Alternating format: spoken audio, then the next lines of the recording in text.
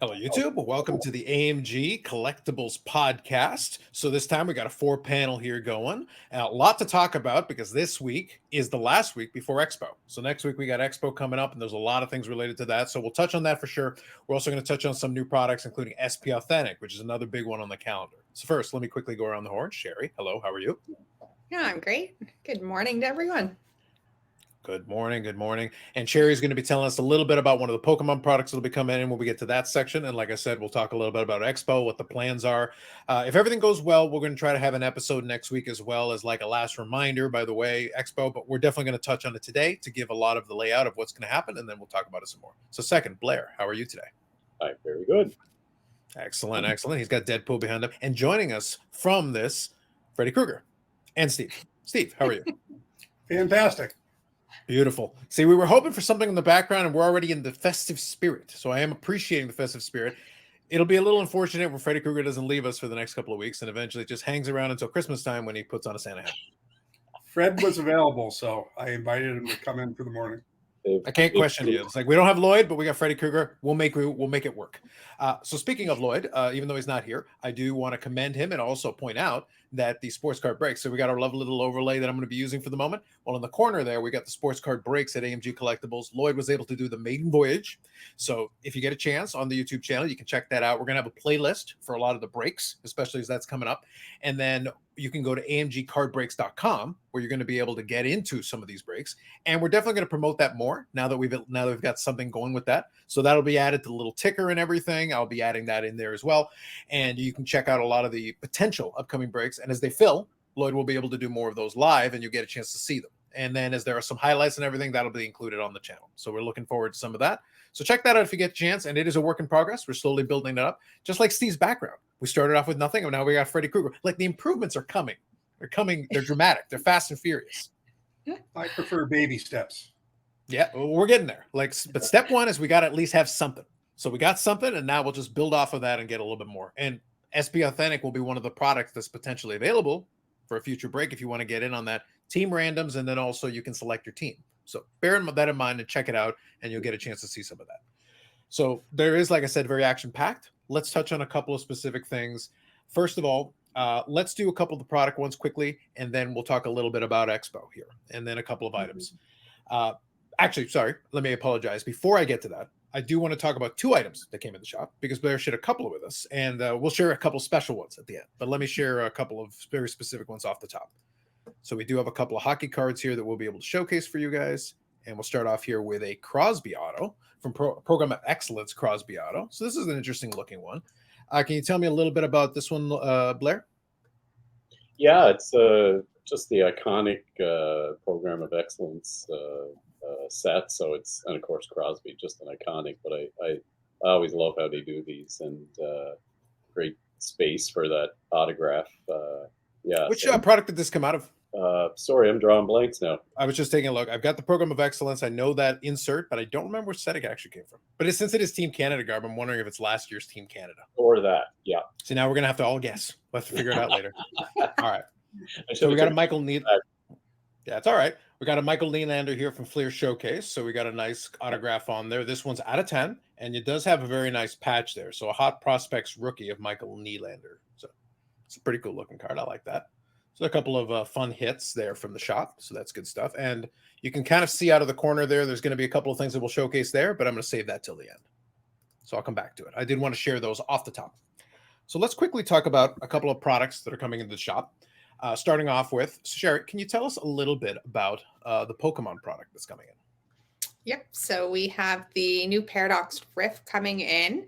It's pretty much a mix of 3 Japanese sets, which was the Ancient Roar, the Future Flash, and the Raging Surf. And actually, I believe it was coming out about a week before the Japanese, which is kind of unusual. Usually the Japanese comes out ahead of time before the English. But the ancient cards, they're going to have like a rock layer almost on them. So you're going to have ancient cards and the future cards, which will be noted on the top right corners. But the ancient cards will have like a rock layer, and then the future, it almost looks like a digitized background. So that's kind of cool. There's a few chaser cards not my favorite set personally, but there is a Terraform Mewtwo EX that I will be chasing because I do collect all the Mew and the Mewtwo's. And it also has one of your favorites, Carlos. Ooh, we got my buddy. It's not actually called that. The cheese stringamon. It is not our the friend? cheese stringamon, the Could be. Goldengo EX, but it's a cheese stringamon. Well, then we got to talk because I need look. I don't care what they say. Cheese stringamon is canon, as far as I'm concerned. That's what it is.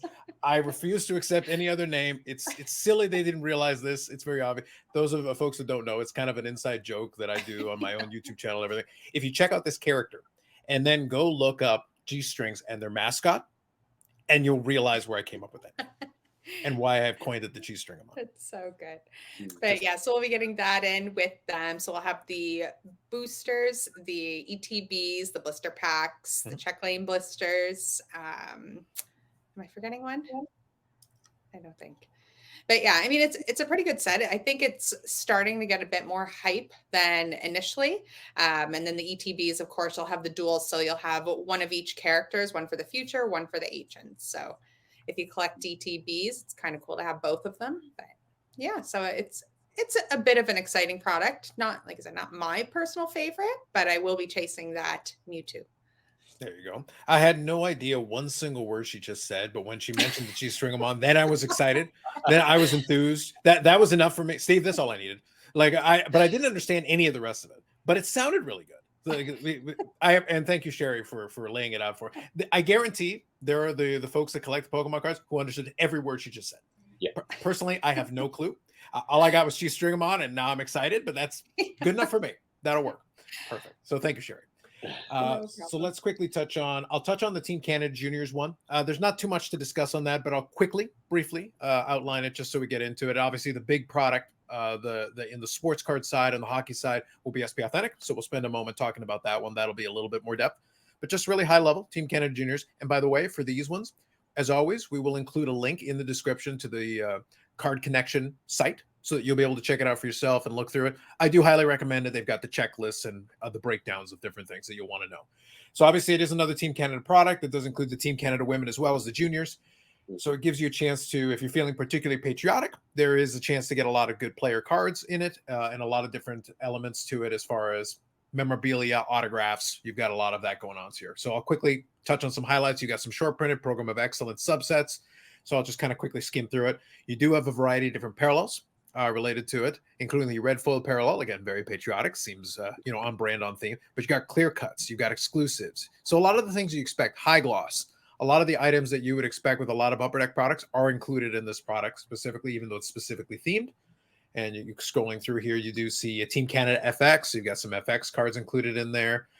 License to Ice. You've got a lot of the inserts that Upper Deck is kind of known for, throwing different themed inserts, a lot of those related to it. It does appear that they're using several of the technologies. You've got your autograph cards, which is great, as you kind of have different hits. You've got base signatures at 120 packs, so they're not the easiest to come by, but that provides a little bit of a challenge. And then premium material autographs, skimming through here a little bit. And an average break, so I'll touch on this. An average break in a hobby box includes 4 hits, which can be an autograph, a jersey, an auto patch, or a technology insert. 6 regular inserts, Program of Excellence, or Prospectus Momentous. We appreciate the name. 15 red base, red foil parallels, so 1 per pack. And then 5 clear cut or serial number base insert parallels, and 4 base pattern foil board and or red pattern foil board parallels per box on average. So there you go. And they do have blaster boxes as well. So that is available. It is coming out this week. And right now the configuration is 6 cards per pack, 15 packs per box, and 12 boxes in a case. Make sure we talked about that. Okay.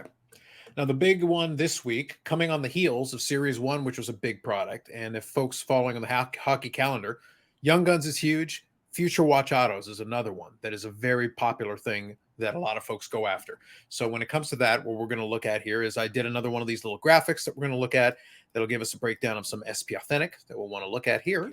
So what it includes is, again, a breakdown, and I'll go over a couple of quick highlights here, showing a couple of different representative images. Since we're taking this from Cardboard Connections, it is the renders. So obviously jerseys and things are going to look a little bit different. They look kind of flat on these images, but we saw already from Series 1, especially the technology ones, don't really show off quite as well. So when we get a chance to take a look at it, we will do some kind of a box break, so you'll be able to see it again in person, and you will see some of the breaks on the channel in the future. But for now, just high level, 9 cards per pack, 10 packs per box. You're getting 90 cards in a box and 16 boxes per case. An average box break, what you're looking at is 1 Future Watch autograph and 1 additional autograph, so 2 autographs per box, at least 1 Spectrum FX bounty card, and there is something special if you do put together the full set of bounties, so that's something to bear in mind. 1 numbered insert or rare technology insert, 8 limited base red parallels, 6 pageantry inserts, and 1 pageantry red parallel. I'll come back to the pageantry in a second. And 10 additional inserts, collaborations, SP rookies, and or true leaders. So you can see already there from the renders, they look pretty good. Also, a note, if you look at that Future Watch that I'm showing on the screen, there is a certain number of them. I believe it's the first several that are included in it. I'll get more specific, include inscriptions. Steve, looks like you were going to say something about that. I think it's the first 50 will have inscriptions. So I guess that would probably add a little value to the first 50 as people like the inscriptions on cards. So they'll definitely be sought after. Exactly. I agree. So that's just something to bear in mind. So you've got your Future Watch, and then you've got a subset within Future Watch that are a little bit tougher to come by with those inscriptions, which adds a little bit of a feature to it. And then again, the Future Watch autograph rookies are obviously a big draw every year as far as that is concerned. Now, one other thing I'll touch on here, and it was included in there, Future Watch auto patches. That's another big thing that is a really hot pull. As a fun little chase for a lot of folks to go in. There's a lot of tiers. Now, I did mention the pageantry. Pageantry is good because it's got a lot of different players in it, including legends. And one of the things that it includes a lot of times is pageantry autographs. I know this as a Mike Medano collector. I get saddled with a lot. If there's going to be a Mike Medano card in this product, it's going to be thrown into the pageantry. And by coincidence, if you go look at the checklist, he's in the pageantry. Because of course he is. Including an autograph variant. Because of course he is. But if you do like some of the legend players that are in the legend rotation, that is where they will get put. And some of the other players that didn't make it onto the main checklist may be in the pageantry part of the checklist. Something to bear in mind. If you're a team collector and you're looking for your player and they aren't in the first part of the checklist, go check the pageantry section because they might be in there separately. So I don't think they doubled up all the time. They did. It was a good way for them to kind of have separate players in it. And the FX also have some players that are not in the base set. So just something to bear in mind as far as the configuration of this product. So aside from that, is there anything else high level that anybody wants to touch on from the SP Authentic? I actually like the price point on the SP Authentic this year. Reach out to the store for pricing, but compared to other SP issues, we definitely will be able to pass a good value on to the customers. So we're looking forward to doing very well with this product compared to what we had to sell last year's for, and it's a good rookie crop too with Matty Beniers leading the way in there. So definitely come and get it. You'll be satisfied with it. We'll have the best price in Atlanta, Canada. Absolutely. Bold statement. I like it. One point that Steve made, actually, that's a good point. Speaking of the Matty Beniers thing, is we're still in this murky world with Upper Deck where we're operating parallel years. So very important. So thank you, Steve, for mentioning that. When I'm talking about SP Authentic, bear this in mind. I'm talking about 22-23. So 2022, 2023. So you have to think the rookie class from last year. And then obviously when we did Series 1, that was 23-24. Don't get confused. We're all confused. We understand. But it is an important distinction. That means there will also be, eventually, a 23-24 SP Authentic. So any Connor Bedard discussion or anything will be for that one. This one is Matty Beniers and another rookie class. So you want to make sure you separate those two. But still, there's some really good options there. But just bear in mind that when you're looking for certain players, it might make sense to double check that checklist to make sure that you've got the one that you're actually looking for, because right now we're operating in parallel universes with Upper Deck. One other point I want to make, since we talked about it earlier, we talked about the breaks. Well, if you go look at that break page that I talked about a little bit earlier, team randoms are included and also team selects are included. So this product is available as a possibility to get as part of a break. If you'd like Lloyd to break it and hear the dulcet tones of Lloyd as he goes through your boxes, that's an opportunity right there. Something I would throw out at you. Definitely. Sherry was trying to think of what can I say that won't pile on. I'm just not going to say anything. Nope. Just go with dulcet tones. Yeah. See, because he's not here to defend himself. This is what happens when you're not here. Then I'm still going to pick on you, even if you're not here. This is what happens when you sleep in, Lloyd. Just kidding. Fair game. He's not actually sleeping in, but he might be. I don't know. Who knows? Who knows? Anyway, so that's just something to bear in mind. It is available on the Breaks page if you check it out, and that will be in the description as well. So if you want to take a look at that, and again, if you want to see the first break that was done, it's also going to be on the YouTube channel. So we've covered that with SP Authentic. We've covered that. Is there anything else SP Authentic we want to make sure we hit on before we move on? Please, Blair. Sorry, and back to the breaks. I think that's going to be a great product to break with all the variations and the autographs and the patches and inserts. I think that'll be a fun thing to do. Just because I used to collect SP Authentic because I was an autograph chaser, but there's of course the immortal inks that are in there, which respect to the I guess retired players or veteran guys, but those are kind of really cool. And then there's one I noticed that I think it's I hope I get it right. Telemetry. Oh, telemetry. Yeah. Sorry, telemetry. Let me make sure. Right. It's a weird word. It's a weird word the way it's done. Telemetry. I totally butchered that, but actually I had it wrote down there. Anyway, those look like they're going to be tough. 1 in 480 packs. So that's a big chase to kind of look for. But yeah, and sign of the times, and Oh, and there's one more insert I think that sounds new called the hollow foils, and they're 1 in 160 packs. So another little kind of harder to chase insert. Yeah, I almost forget. You're right though. I almost take it for granted. I think part of it is because I'm so used to the product that you almost take for granted the sheer number of autograph subsets that they put together. So Blair named a number of them, but that doesn't even include chirography, which also a tough one to pronounce. I don't know why Upper Deck insisted on making chirography was the bane of my existence for the longest time. It's like just trying to say it without getting a little tongue tied. He mentioned immortal ink. Yeah, marks of distinction. One, I wasn't going to try the second. Yeah. Marks of distinction is another one that's more limited. That's a tougher one. I already talked about the pageantry autograph parallels to the pageantry set, the telemetry autographs which we talked about, and the UD authentics. But that's not even talking about the future watch autos. Right. So this is a very autograph heavy product comparatively to some of the other ones. So and actually this reminds me, there was a comment on the break that was included where the person was asking, it's like, now you got to actually watch the break. An important thing. I won't call out this comment because it was literally asking a question that was answered if you watch the break. But they were saying it's like, no memorabilia, no jerseys or whatever. There are no jerseys in Series 1. Not really. And autographs really aren't part of it. But then they said it's like serial numbers. Like, yeah, there were several serial number cards. Yeah, again, you have to watch the break for that one. Or take a look at the resources we provide and you'll know what's in the product. So I do recommend checking it out so you actually know what to look for. This product, though, is very heavy. That's why I mentioned on the average box, you're looking at 2 autographs per box is actually part of the configuration of this product. And there's a lot of autograph subsets as a result, which makes sense. Yes. Thank you, Blair. SP Authentic, to kind of Steve's point and Blair's point, is going to be a very big product because, like Series 1, it's one of the big ones on the calendar. And there are still folks that will chase these sets. So it's still a set collector set, although it's getting a little tougher all the time as the build up to it. And I'll be curious how many people will go after that inscription, because that'll make a little bit of an extra chase for them, chasing after the regular ones as a subset.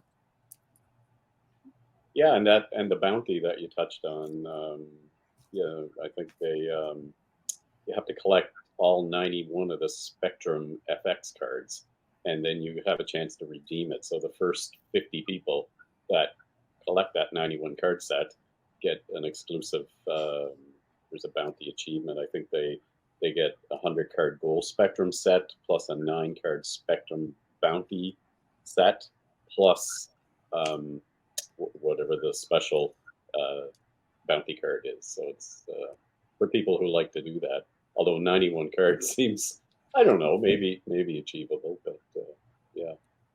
Sounds like a challenge, Blair. Yeah. I almost feel like a series coming on. Blair's chase for the Spectrum Grail. In-store chase. Yeah. I can see it. I can envision it now. No, that's perfect. Thank you very much for that. Okay, so let's talk about, we'll kind of finish off on this topic because there's actually a lot we can cover here. Let's talk about the Expo because obviously biggest show of the year, twice a year, massive show. There's going to be a fair bit going on. Let's get into talking about what's going to happen with AMG as far as the Expo itself. And what I'll do is while we're talking about that, I will pull up the floor plan we want to talk about Sherry, high level, do you want to talk a little bit about it? Steve, you can chime in as well and kind of give us some thoughts. Steve What's is going to be going on? buying. Come see Steve and Blair. That's right. And Well, Blair's probably going to be buying Maybe Spectrum FX to try to fulfill the bounty. I think Yeah. that's Blair what might be buying. I'm going after that Blair bounty. might be on the run trying to fulfill that. Yes. Yeah, so I'm just grabbing part of the floor plan here that was included and highlighted. You can see in the blue here, we're under PE1. I'll see if I can zoom in a little bit more for you. So if you take a look at the different setup here in the floor plan, I believe it's 316 and 216 are what the booth numbers would be.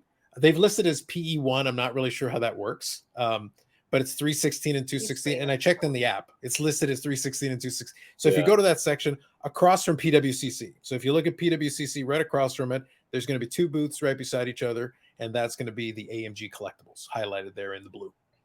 We are directly across from the famous Billy Fougier. Oh, we actually forget what Billy calls his collectibles now. I think he's changed it a few times. Yeah, vintage. Vintage. Yeah. He's reinventing himself at 78 years old. Yeah. We can all hope, or we can only hope for such things. Yes. We'll have to keep working on it. But yeah, so we do have that highlighted. So Steve, kind of just high level, we've talked in the past about the buying perspective and everything. So what are you looking for? Just anything and everything? Anything particular? What are you looking for? The Toronto Expo is a nerve-wracking experience because that's where people will bring their high-end cards and they drop them in your lap. And it's kind of like, what will you give me? Yeah. And Blair and I get inundated with 101 cards, low pop cards. And it's just too difficult to make decisions spur of the moment like that. I like buying volume because, of course, we need volume for the store. Yeah. So we definitely look for, volume and cards and collections as opposed to just buying that one card, especially, when that 101 comes out, there's a 101 right around the corner. So we tend to stay away from those unless the price makes sense. But obviously people shoot for the stars at this show. So a lot of times we tend to shy away. It's also difficult too, just because there's so many people on their phones to look up comps and stuff when you're trying to research a card. That can be difficult. So sometimes there's a little bit of a gamble. So we're always have that in the back of our mind too, just to make sure we're conservative enough to where if we make a blunder, we hopefully won't lose too much money. But 9 out of 10 times, I think we do a good job buying. But everyone makes mistakes. Hopefully we won't make too many next week. Okay, so you actually led me down. Obviously not. You actually led me down a good kind of follow-up question to that. Now, obviously, now I know to bring all my 1991 Donruss Eddie Murrays. We've discussed this. So obviously, you want volume? Oh, I got volume. Don't even worry about that. Just Eddie Murray. Lots of volume. But this does bring a good question, though, kind of following up on what you just said. Now that the coffee's kicking in, and now I know who Blair is. Hey, you look. I knew it was. You look like Lloyd this whole time, and now it's starting to make sense to me. I think it's Deadpool throwing you off. Yeah, it's craziness. It's looks like look, Lloyd. I was thrown off by the Freddy Krueger in the background of Steve's. It just my mind just couldn't get around it. But talking about what you're saying as far as buying the variety, looking at different collections and volume, let me ask you this. Is there anything that if someone prospectively wants to come by and potentially offer you something or show you something that you might want to pick up, what are some things they can do that will make things a little bit easier, streamline the process and help you out, help them out, and make the process potentially easier? Definitely be prepared, just like we've discussed before. If they have a few comps of that card, that helps, although I still want to do my own research on it as well. Because unfortunately in this world, not everyone is honest, but hopefully the majority of the people will be dealing with are. So if they can prepare and present something to us, but it's the same thing too. It's a territorial thing. Like, we might be looking for regional players as opposed to, a player from Anaheim and stuff like that. So what we're buying matters too, just like we've discussed before, and how we think we can move that product, whether it's like going to be an eBay item, or I can be like, you know what, that will sell in the store. So we still kind of take, what we do in the store on the road with us as well. We just have to think faster and be on our feet. And it's a little difficult too, because there's a lot of prying eyes and ears at our table while we're doing a deal. And, nothing burns us more than, I'm negotiating a deal and some guy that doesn't care, what it takes for us to do this show will jump right in and, hey, I'll give you $50 more. And, it's the guy's card. He can do what he wants. But that's disappointing. And that happens, that there's just, I guess you want to call them vultures. They just kind of hang around, and we know what we're talking about. So if they hear us throw a number out, they won't hesitate to come in and, offer a few dollars more. And we just wasted our time appraising a collection we had no hope in getting. So that's frustrating. Yeah. Well, that's a bit of it's an etiquette breach. Kind of where, yeah. So it's and that's something that maybe, like I said, we'll shoot for an episode next week. If we do, it might be worthwhile to talk about some other etiquette things, especially when you talk about a show like that, because several of us have been to a lot of those shows in different capacities. I've been to it predominantly as a goer, but I have a lot of friends who operate as dealers, and it's one of those things where it's a different perspective, being on the other side of the table and kind of seeing it from that direction and seeing the people that want to come in and try to do deals. It is very interesting. I've got some pet peeves of my own, the little things I've observed and kind of gotten some entertainment from. But I think maybe we'll save a couple of those stories maybe for next week's episode. We can talk about that for sure. But another thing too, like, we always tell customers, they're your cards. You should know what you want.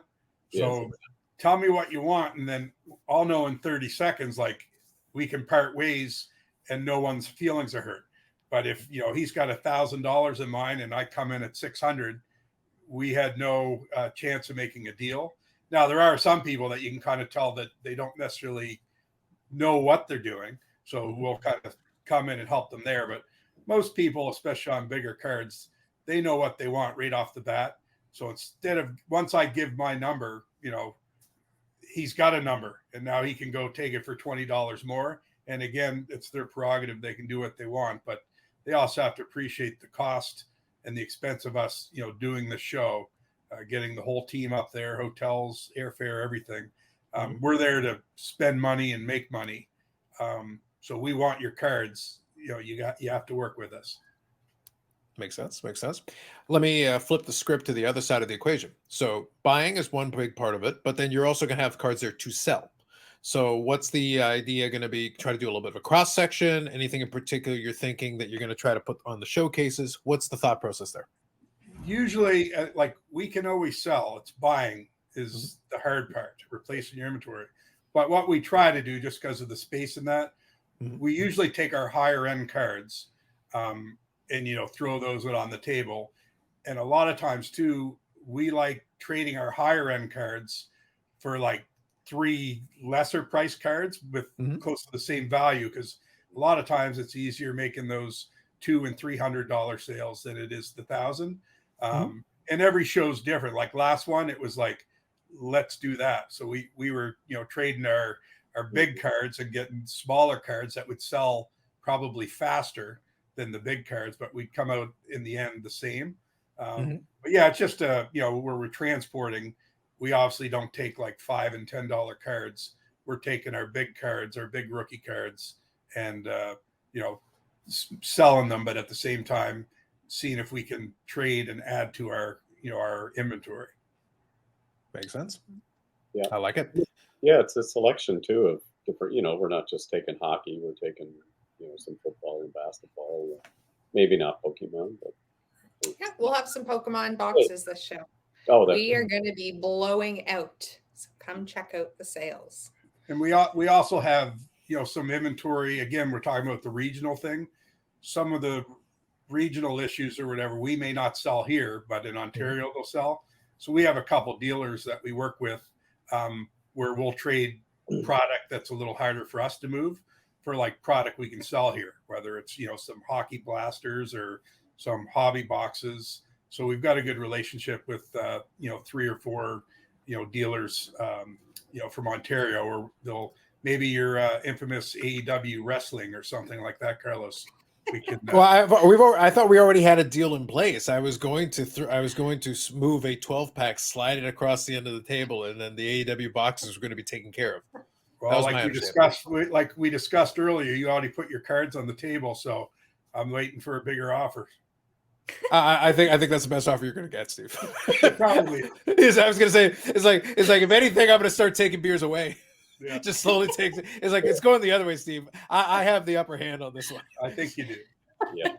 It's like now you all know there are ways to negotiate. It's like sometimes when you know you have the upper hand, it's like, look, just take it or leave it. This is the deal on the table. Just You're gonna drink it, you're gonna enjoy it. Let's move on. But no, it's good.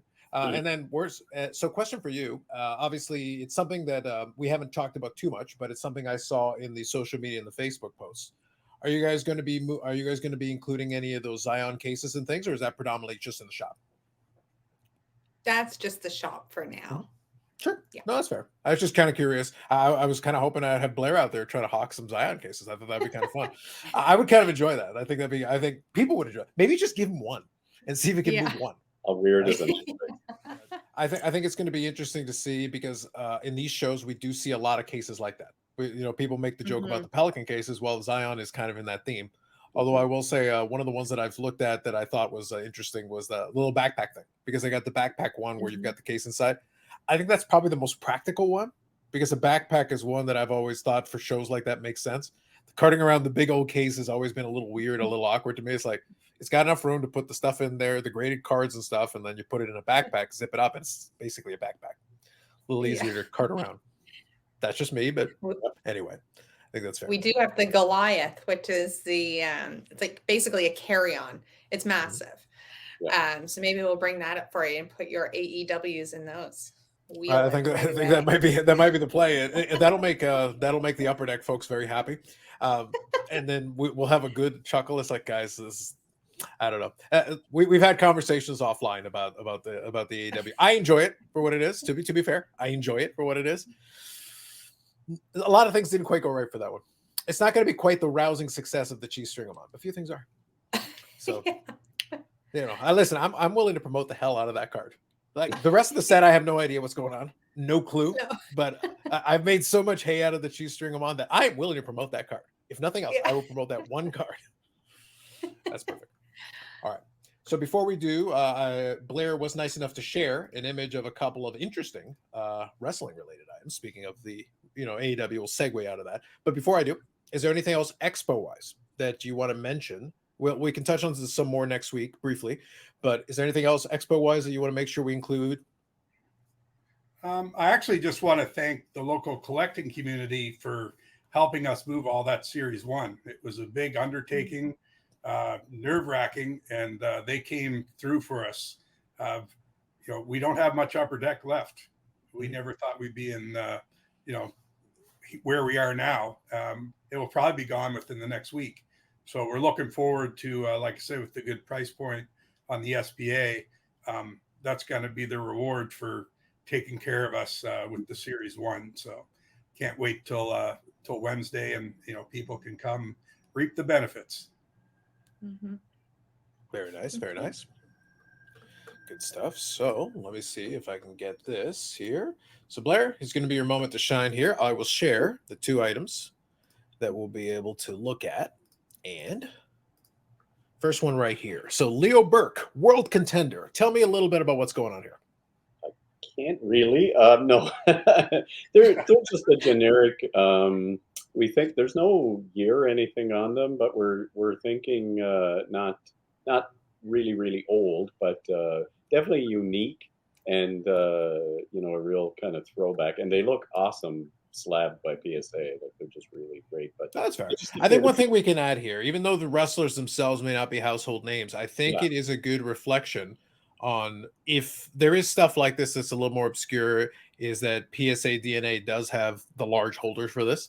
Yes. So these look to be, and it's kind of an interesting, a little bit more of a unique item, but still you're able to get these prints encapsulated and get them authenticated, and that is in and of itself. And this person looks like, go ahead. These actually, I remember these guys when I was a kid. They were from Atlantic Grand Prix Wrestling, and I used to go watch, and they used to play in little small towns and small barns.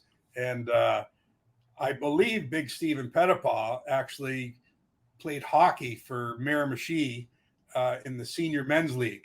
So back when I was a kid, I would go watch Big cool. Stephen Pettipaw suit up and play against the Moosehead, Moosehead Mounties. But the whole time he was skating, all I could think about was him wearing this belt and a pair of tights. So very nostalgic for me. And I think they're great vintage photos. My guess is they're probably from late 70s, early 80s, but they look great in those tights. Yeah. I was under the impression, I thought, Steve, you were going to go with it's like, and I intend to challenge Big Stephen for the title. I will. Like, I will. Yeah, I was going to say, that might be your chance to take him. I think you've got a shot now. I think this might work out for you. You might get that belt yet. Absolutely. Like the hairy chest. It's about as old school as it gets. It's pretty much very much speaks to the era, and the images and everything is like, yep, that looks like 70s wrestling. That sounds about right. Actually, Sep, you didn't have the images for that one, but I did see it, I believe, in the social media. I saw that you guys, for the attic, you loaded up on some wrestling magazines as well. Now, I recognize a lot of those ones because that's kind of late 80s, 90s. You got Ultimate Warrior, you got Hogan. Those are guys that kind of at the beginning of my era of watching wrestling. I'm familiar with those guys.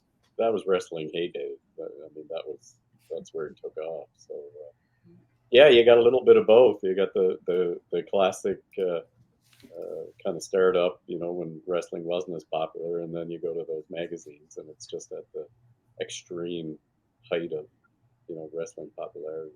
Yeah. I just appreciate that Steve was able to give us a little background on it because I wasn't very familiar. Very much regional. There are a lot of great regional promotions, especially in the 70s. There were a ton of regional promotions. That was the style that wrestling was at that time. It was regional. It wasn't national. WWE is the one who took it national and did all that. But at that time, it's like, no, you had your regional promotion. You had your various stars in your areas that would sometimes go from region to region and promotion to promotion. And you'd know them while they're there. And otherwise, you'd have to keep up. You'd have to use those magazines. That's the only way you would know what's going on in these other territories. Otherwise, you'd have no earthly idea. It's like, who's this person? It's like they'd come into town and be the new person, which would give it a novelty. It would freshen things up for a little while, and then they'd come, wrestle some matches, then go on their way and go to the next town, the next territory. Mm-hmm. Makes sense. Perfect. I have to give PSA a plug because they look awesome in that slabbed holder. We've had a few hockey photos that we've had in shop, and they've sold. They just look really, really sharp. So. Very nice. Very nice. Perfect. So I think on that note, we'll call this episode. Do check out, obviously, the links that we've included. Check out in the shop. Obviously, SP Authentic is going to be the big product that's coming out, although the World Juniors, the Pokemon, again, G-Streamon, like, come on. I believe in you, Sherry. So one of y'all got to pull the G-Streamon. This is very exciting for me. It's a full circle moment for me. I've been hyping this up now for some time now. Kevin set us down this path, and now we got to take it through. I will only own one Pokemon card in my life. It's gonna be that stupid thing. I want it just to complete the picture.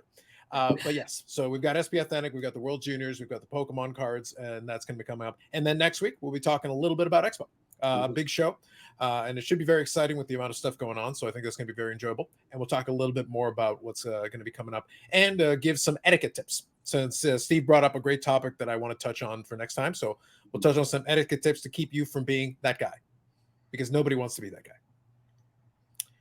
Perfect. So for Sherry, Blair, and Steve, and the rest of the team, and Lloyd in absentia, we'll be back for a future episode. Do check out other things on the channel, and there'll be more, especially as these products come out. We'll get a chance to share some of that with you and other things going on in this shop. Thanks very much, and we will catch you in the next one.